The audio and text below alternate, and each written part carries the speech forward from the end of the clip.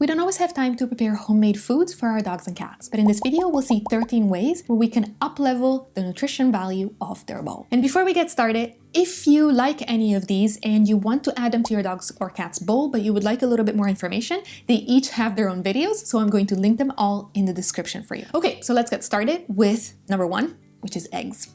Eggs are a wonderful addition to our dog and cat's bowls. They are a complete protein. They're really easy to digest and to absorb. They're actually the golden standard for how protein is absorbed, so they're fantastic. And they're very rich in choline, in vitamins, minerals, antioxidants, and have fantastic fatty acids, exactly the kind of fatty acids that our animals can absorb. Omega-3s are another wonderful source of nutrition, and you can actually choose to give it 2 ways, so it counts as kind of 2 things. I personally prefer to go the natural route, and I prefer to feed fish to my animals. This is a fantastic snack. You can just add it on top of your cat's or dog's kibble, and most of them will take to it right away, even though sometimes with cats it takes a little bit of convincing. But with some of them, you'd be surprised, they'll just go for the fish first, okay? They are wonderful if they are, of course, fresh. And I tend to feed a little bit more of the smaller fish because they tend to have lower concentrations of mercury and PCBs. But nonetheless, they're a fantastic source of nutrition and of omega-3s. If you can't find a really trustworthy source of fish for your animals, then you can definitely go with omega-3 supplements, which we all know are fantastic. They're really good for heart health, they're really good against inflammation and against free radicals. Omega-3s are actually best when they come from an animal source, so try to shy away from flaxseed and vegetable oils and go towards more of the animal oils. And do be careful that they don't contain added vitamins that could, in too high an amount, be toxic to your dog and cat. Next is one of my favorite tricks, which is digestive enzymes. So basically, you're taking in a capsule form the digestive enzymes that we naturally already have and our animals naturally already have in their stomachs and digestive tract. So why take them? They can help when they have a little bit of a bigger meal. I take them myself. Sometimes after the holidays, I need a little bit of help digesting. So they can be very helpful for animals who are not feeling well, or in my case, my dog is almost 15 years old, so she can use all the help she can get in digesting her food, and I like to give her a hand. And that's where digestive enzymes kind of come in. Another thing we can do if we want to make sure that our animals are going to absorb all of the nutrients in their food is to give them probiotics. You can definitely go with dairy products such as natural yogurt or kefir. Cats and dogs can take them depending on their palate. If, however, you're like me and you don't feel so comfortable with giving your animals dairy, then you can definitely buy probiotics. And we can also give our animals fermented foods or the liquid that the foods are fermented in. It's a little bit more of an acquired taste. Not every animal is going to like it, but these are a really good source of probiotics. And as we're looking at probiotics, there's 2 more things that we can add to our pets' bowls, and these are algae like spirulina or herbs. These are wonderful additions to our animals' diet. Obviously, they have to be researched, and obviously they have to be put into rotation, but they can really boost the nutritional content of our animal diet. And with herbs, they can also help manage some conditions or keep ticks and fleas at bay. We then get to the fruits and veggie side of the addition. My favorite thing to add, and I actually never add it to the bowl, I always just use it as a snack. Now let's talk about fruit first. Fantastic sources of nutrition and antioxidants. Now you may need to convince your kitty, not all kitties are really into fruit, but dogs I know love it. Of the fruits that I wanted to talk to you about, there are 3.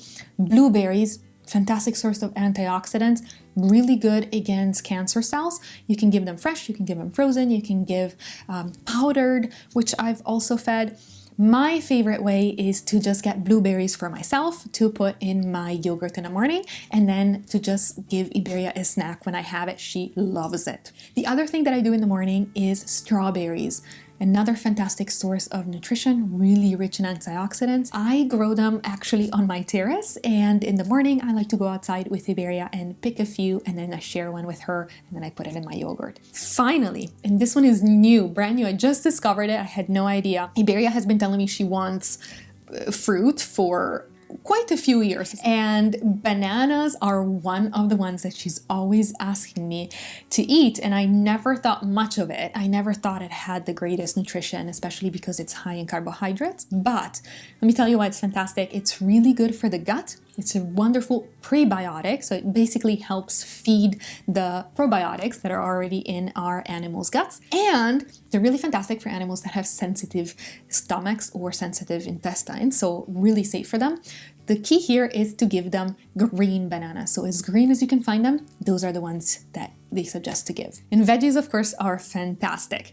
Now, it took me a while to convince Iberia to eat it. My kitties won't eat vegetables, but my mom's cat, he loved vegetables. He would actually try and steal vegetables from the counter, incredibly. So you never know with animals what they're going to like. They're of course rich in fiber, but there's a couple that I wanted to point out to you. The first one is the cruciferous vegetables, so broccoli, kale, Brussels sprouts. They are of course dark green, so they're really rich in antioxidants, and they have recently found to have cancer-fighting properties for dogs as well. I haven't found research on cats, but usually if it works on humans, it works on dogs. It's probably the same for cats as well. I'm also trying to always include apiaceous vegetables, terrible name for basically fennel and parsley. They are fantastic because they contain compounds that will stop aflatoxins from being absorbed. Aflatoxins are toxins that are found on corn, and corn ends up being in a lot of pre-made pet food. So it's really helpful to protect our animals, and it's a great source of nutrition. And of course, dogs and cats are carnivores, so meat definitely needs to come up as a wonderful addition to kibble.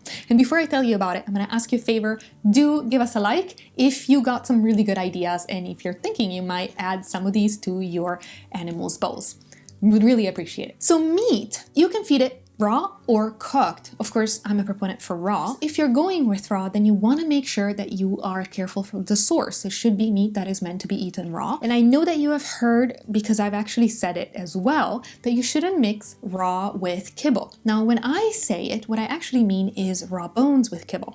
Mixing a little bit of raw meat to your animal's kibble is just going to bring up the nutrition, give them a good taste, and give them something new, which is also important for their palate, just a little bit of variety, and it's definitely not going to hurt them. This next addition is something that everybody gave about 10 years ago, and then it's been kind of going down as far as what people talk about, and that's bone broth. It's actually really healthy. Now make sure, of course, that you're making bone broth, that you are choosing really good sources of bones, because everything that's in the bone is going to come in the broth. But it's really good because it contains a lot of collagen, a lot of minerals, and the taste is also very helpful, and it really can help animals who sometimes maybe are not that hungry, maybe if they're not feeling so well, then it's a very, very good addition to our animal's meal. And talking about liquids, we also need to talk about water, which is funny because obviously we all give our animals water, but there have been studies recently that have seen that there are concentrations of toxic metals in our water source, basically, that are actually too high for our animals, and our animals are really struggling. You know that dogs and cats are a lot more sensitive than humans are. This is something where I'm falling completely. I've always just given tap water, and this study really got me thinking that maybe I just need to upgrade it. So filtered water is another wonderful addition to our pet's meal. And the best for last, number 13, is a type of bowl that you're using. You didn't think it mattered, huh? So there was a newer study that made me think that I should add it to this list.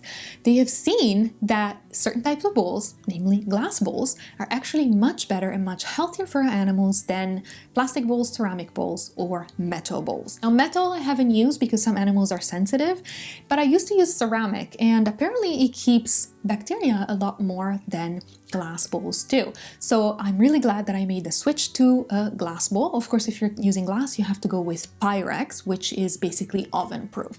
So it doesn't matter where you get it. I just went to my local grocery store and I chose an oven proof bowl, and that's what I'm using for my animals. If some of these got you thinking and you want to know more about them, all of the links are going to be in the description, so you can check them out there. Of course, they're actually not there yet, but they will be as soon as all the videos are done and published. If you're passionate about your animals and you feel that they're family, then you're in the right place. Check out this video. I think that you really enjoy it.